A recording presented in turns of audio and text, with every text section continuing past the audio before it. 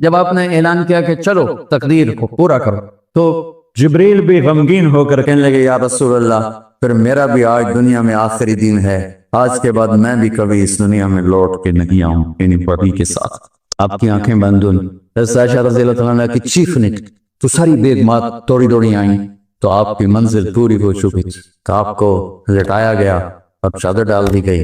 ابو بکر رضی اللہ تعالیٰ عنہ اپنی دوسری بیگم کے پاس گئے تھے، عوالی 3-4 میل پتہ چلا، تو وہاں سے گھوڑے پر وہ دوڑتے ہوئے آئے اور آ کر آپ کے ماتھے سے چہرے سے کپڑا ہٹایا اور آپ کے ماتھے پر بوسہ لیا، تو آپ کے آنسو ماتھے پر گرے۔ کوا و نبیا و خلیلا و صفیہ، ہائے میرا نبی، ہائے میرا دوست، ہائے میرا خلیل، ہائے میرا جگر، کہ یا رسول اللہ آج کے بعد آپ کوئی دکھ نہیں دیکھی۔ 11 ہجری میں آپ حج کے لیے تشریف لے اور یہ سورت آئی 11 تاریخ کو، 11 حج کے ذوالحج، اذا جاء نصر اللہ والفتح۔ اس میں اشارہ تھا کہ میرے نبی آپ کا مشن مکمل ہو چکا ہے، اب آپ ہمارے پاس آنے کی تیاری فرمائیں۔ تو یہ جب یہ زوال سے پہلے آپ اپنے خیمے میں لیٹے ہوئے تھے، یہ اس کی آخری صورت قرآن کی جو نازل ہوئی، تو آپ نکلے زوال کے بعد، آپ نے تینوں شیطانوں کو پتھر مارے، پھر آپ اپنی اونٹنی عذبہ پہ سوار ہوئے اور آپ نے یہ تاریخی جملہ بولا، ایھا الناس عسیٰ اللہ تلقونی بعد عامی ھذا، لوگو یہ میری تمہاری آخری ملاقات، آج کے بعد تم مجھے نہیں دیکھو۔ واپسی پر آپ نے معاذ بن جبل کو مدینے سے یمن روانہ فرمایا، تو معاذ بن جبل سے ایسی محبت تھی کہ ان کو سی آف کرنے کے لیے 7 میل پیدل چلے۔ اب کسی کو روانہ کرنے کے لیے ساتھ نہیں چلتے تھے، مسجد سے روانہ کر دیتے تھے۔ معاذ بن جبل کو 7 میل ساتھ چلے، وہ جب آخری پوائنٹ آیا سفر کا تو کہنے لگے معاذ عسیٰ اللہ تلقانی بعد عامی ھذا، معاذ میری آخری ملاقات، وَلَعَلَّكَ تَمُرُّ بِقَبْرِي وَمَسْجِدِي ھَذَا، جب تو واپس آئے گا تو میری قبر دیکھے گا اور میری مسجد مجھے نہیں دیکھے۔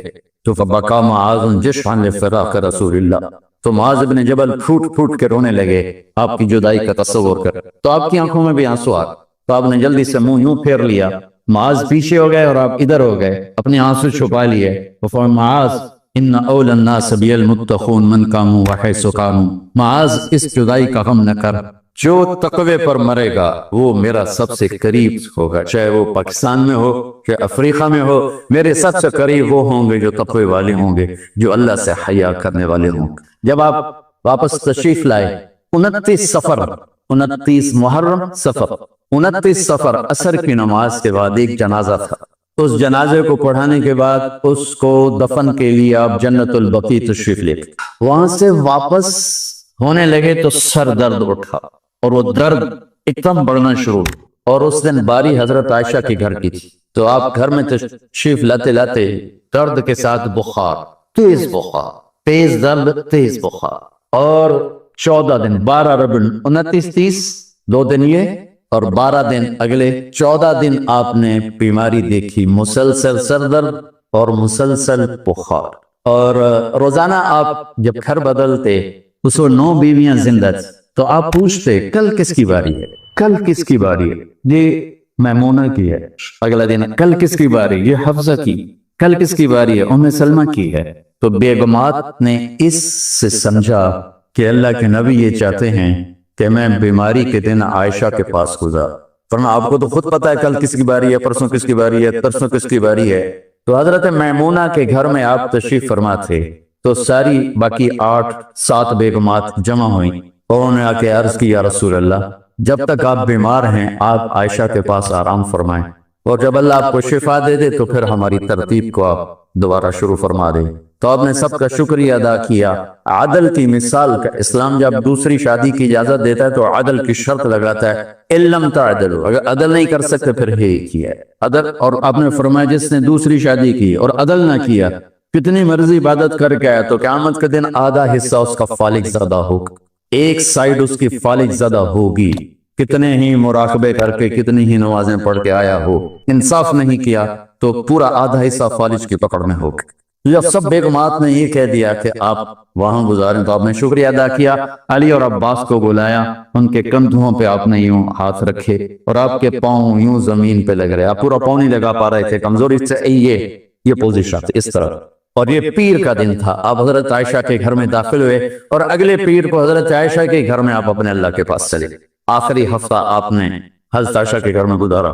صحابہ ملاقات کے لیے حاضر ہوئے تو آپ ان کو دیکھ کے رونے لگے اور فرمایا کہ میں تمہیں اللہ کے سپرد کرتا ہوں، اللہ تمہاری حفاظت کرے، اللہ تمہارا ساتھی ہو، آواکم اللہ، حفظکم اللہ، نصرکم اللہ. بہت دعائیں کی.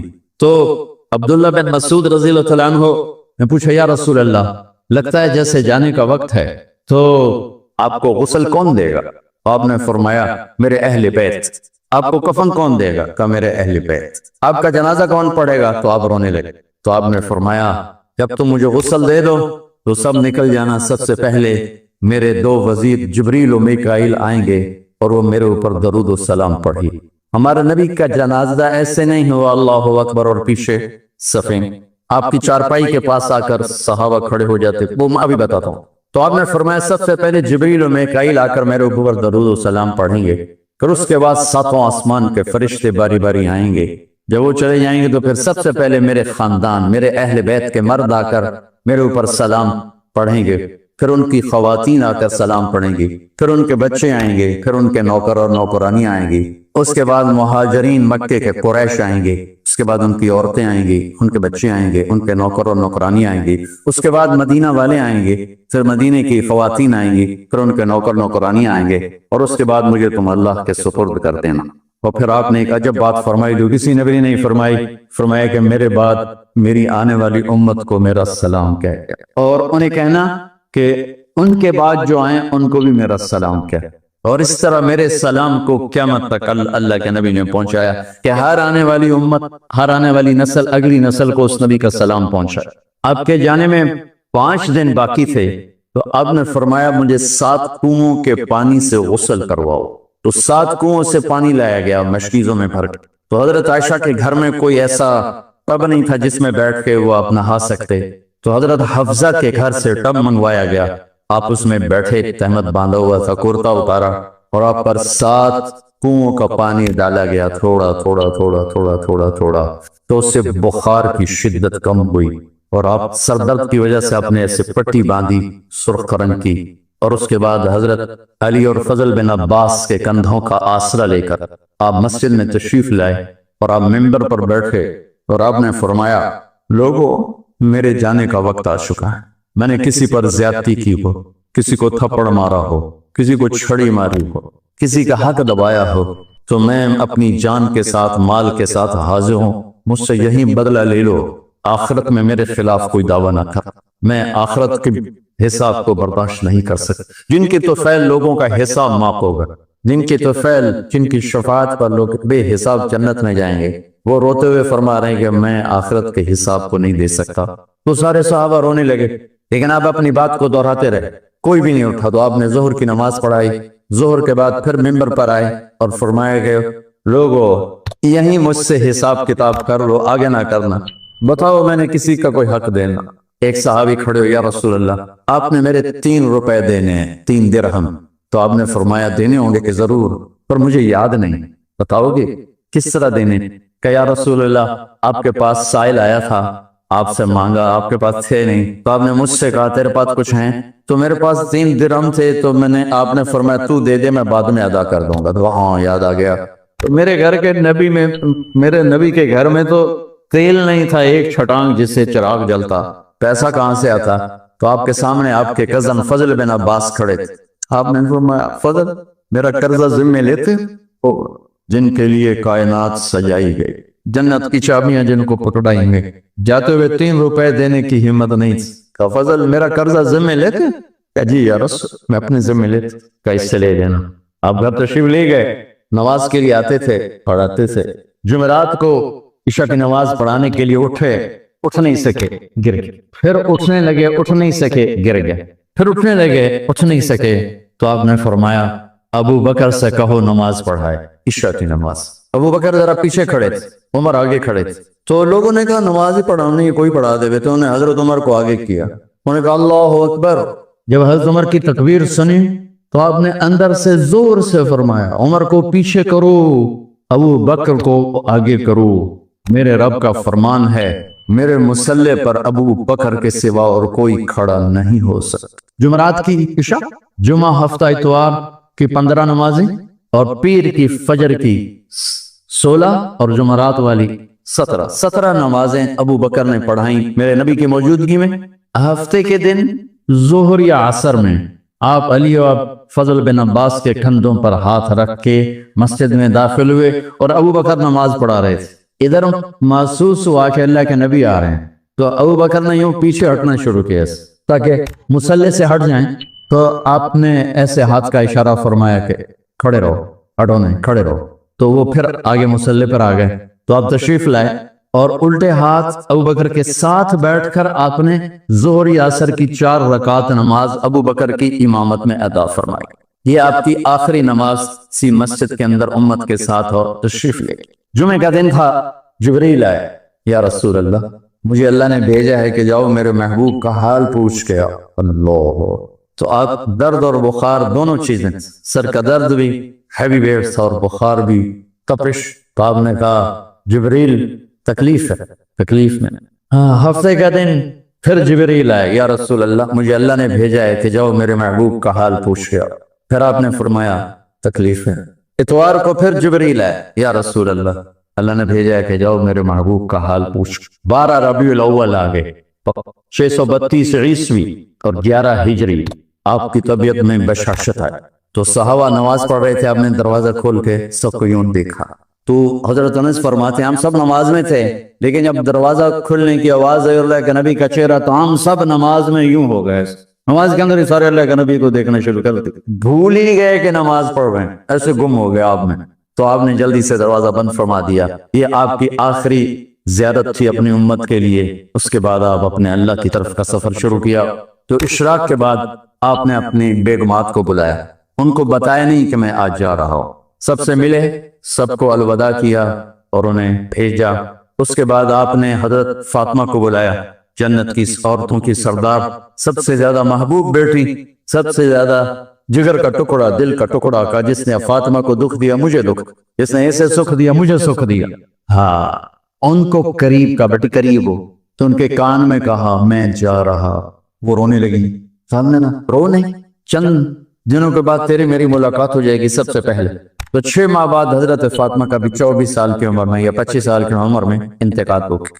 ان کو رخصت فرمایا، پھر آپ نے داماد مولا علی کو بلایا، ان کا سر اپنی گود میں رکھا اور ان کے سر پہ اور کمر پہ ہاتھ پھیرتے رہے اور ان کو دعائیں دیتے رہے، آہستہ آہستہ تھی، آواز اونچی نہیں تھی، پست آواز سے، اور یوں سر پہ کمر پہ، سر پہ کمر پہ دعائیں دے رہے۔ ان کو رخصت فرمایا، آخر میں اپنے جگر کے ٹکڑے حسن اور حسین کو بلایا۔ ایک آپ کو حدیث سناتا، میرے نبی نے فرمایا اپنے بچوں کو عزت دیا کرو، اکرموا اولادکم، خاص طور پہ ماؤں سے کہتا ہوں کہ جب ہم بچوں سے عزت چھین لیتے ہیں، ان سے ہم سب کچھ چھین لیتے، پڑھے نہیں ہو، اسکول نہیں گئے ہو، ٹیوشن نہیں پڑھی ہے، ہوم ورک نہیں کیا ہے، یہ کیوں کھایا، یہ کیوں پہنا، اس پر جب ماں اور باپ بچے کو ذلیل کرتے ہیں تو آپ یاد رکھیں آپ ان کے دلوں میں اپنے لیے نفرت کر رہے۔ میرے نبی نے فرمایا بچوں کو عزت دو، اولاد کو عزت، وہ عزت تمہیں واپس کریں گے جب تمہیں ضرورت ہو، جب تم ان کے محتاج بنو گے تو پھر وہ عزت تمہیں واپس ملے گی۔ اگر ڈانٹ ڈپٹ تربیت کے نام پر کچھ نہیں ملے گا، تو آپ حسن حسین کو کیا عزت دیتے تھے؟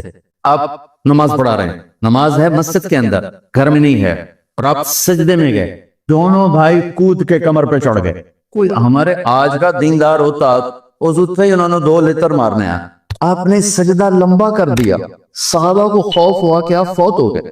عبداللہ بن مسعود سر اٹھا کے دیکھا تو دونوں بھائی کمر پہ چڑھے ہوئے تھے اور آپ سجدے میں پڑے ہوئے تھے۔ انہوں نے ہاتھ آگے بڑھایا اتارنے کے لیے، تو آپ نے بغلوں سے دیکھا کہ کوئی ہاتھ آ رہا ہے بچوں کو اتارنے کے لیے، تو سجدے میں ایسے ہاتھ ہوتے ہیں، تو آپ نے یوں کر کے ان کو روک لیا اشارے سے۔ جب تک حسن حسین علیہم السلام کمر پہ سوار رہے میرے نبی نے سجدے سے سر نہیں اٹھایا، یہ عزت دی۔ اور جب وہ اترے پھر آپ سجدے سے اٹھے، سلام پھیرتے ہی آپ نے دونوں بچوں کو گود میں لے کے فرمایا میرے ماں باپ ان پہ قربان، انہیں تکلیف نہ دیا کر۔ اور آپ ان کے لیے گھر آتے، روزانہ ٹائم نکالتے۔ آج والدین کے پاس اولاد کے لیے ٹائم نہیں، کل اولاد کے پاس والدین کے لیے ٹائم نہیں ہوگا۔ اپنے بچوں کو میں یہ نہیں کہتا ہوں بیٹھ کے نصیحتیں کرو، صرف محبت ٹرانسفر کرو، ٹائم لو، موبائل آف کرو، ٹی وی آف کرو، اور صرف آپ اور بچوں میں ایک ایسا تعلق ہو کہ ان کا بلوٹوتھ بھی آن ہو جائے، آپ کا بلوٹوتھ بھی آن ہو جائے، اور سارا ڈیٹا ٹرانسفر ہو جائے۔ بلوٹوتھ کو آن کیے بغیر ڈیٹا ٹرانسفر ہوگا؟ دسو بھائی۔ تو ہمارے بچوں کے بلوٹوتھ آف ہیں سکولنگ کی وجہ سے، ڈانٹ ٹپٹ کی۔ 3 سال کا بچہ والا سکول جانے کے قابل ہوتا ہے؟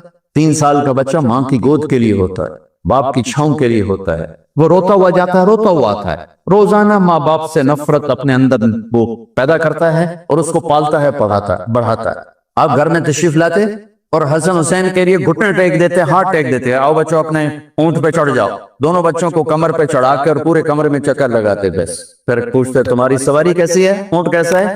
پھر دونوں کو اتار کے زینب کو بٹھاتے اور زینب کو پورے کمرے کا چکر لگواتے۔ شہنشاہ ہے انبیاء، انبیاء کے بادشاہ نہیں، پوری کائنات کی اللہ تعالیٰ نے آپ کو بادشاہی عطا فرمائی، سرداری عطا فرمائی، اور کائنات کی سب سے زیادہ مصروف ترین اور ذمہ دار ترین ہستی روزانہ بچوں کے لیے ٹائم نکالتے تھے۔ ادھر چھوٹا سا تاجر کہتا ہے ٹائم کوئی نہیں، یا مائیں کہتی ہیں ٹائم کوئی نہیں۔ ہائے ہائے ہائے، جگر کے ٹکڑوں کو بلایا، جو ہی سینے سے لگایا، سر کٹ کے نیزے پہ چڑھا، بیویوں کو رخصت کیا۔ آگے آنے والے زمانے میں دیکھ رہے تھے کہ میرے بچوں کے ساتھ کیا ہونے والا ہے، اس پر جو بچوں کو سینے سے لگایا تو آپ کے آنسوں نکلنے شروع، ایک زہر میں تڑپ تڑپ کے وہ چلے گئے۔ تو جبریل آ گئے، یا رسول اللہ باہر ملک الموت دروازے پر کھڑا ہے، اندر آنے کی اجازت چاہتا۔ تو آپ نے فرمایا آ جائے، میں نے کب روکا؟ تو ملک الموت اندر آیا، ایک فرشتہ اور بھی تھا، کہا السلام علیکہ یا رسول اللہ، یا رسول اللہ میں آپ کو سلام پیش کرتا ہوں، میں نے کبھی کسی کو سلام نہیں کیا۔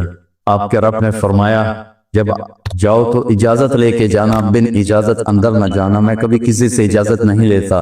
اللہ تعالیٰ نے فرمایا آنا چاہیں تو لے آنا، رہنا چاہیں تو چھوڑ کے آ جانا، یہ اختیار اللہ نے کبھی کسی کو نہیں دیا، آپ پہلی اور آخری ہستی۔ تو آپ نے فرمایا اگر میں اجازت دے دوں تو میری جان نکالو گے؟ تو اللہ کے امر کا پابند۔ کعب نے جبریل سے پوچھا کیا کہتے ہو، تم کیا کہتے ہو؟ جبریل نے کہا یا رسول اللہ، اللہ آپ کی ملاقات کے شوق، میرے بھائی بہنوں اللہ سے یہ دعا کیا کرو کہ اللہ ایسی موت دے جب جانے کا وقت ہے تو ہماری ملاقات کے شوق۔ ایک صحابی کا انتقال ہوا، آپ نے ان کی قبر پہ جا کے یہ دعا کی، یا اللہ طلحہ جب تیری بارگاہ میں پیش ہو تو اسے دیکھ کے مسکرائے، یہ تجھے دیکھ کے مسکرائے، سارے دکھ درد دور ہو جائیں۔ تو جبریل بولے یا رسول اللہ، اللہ آپ کی ملاقات کا شوق۔ آپ نے فرمایا جاؤ اللہ سے پوچھ کے آؤ میرے بعد میری امت کے ساتھ کیا کرے گا، جاؤ پوچھ کے آؤ حسن حسین کے ساتھ کیا کرے گا، یہ پوچھنا۔ ہر کوئی اپنے بچوں کو یاد کرتا، مرنے والے بچوں کو یاد کر، بچے میلاد۔ میرے والد اچانک ہارٹ اٹیک میں فوت ہو گئے تو ہماری بہنیں موجود نہیں تھی، میری 2 بہنیں، تو میرے والد بار بار کہتے میری دھیاں میں ملا دے، میری دھیاں میں ملا دے، اور میرے نبی نے کہا میری امت کا مجھے بتاؤ پہلے کیا کرو۔ حسن حسین کا نہیں کہا، جن کو ذبح ہوتے بھی زہر میں تڑپتے بھی دیکھ۔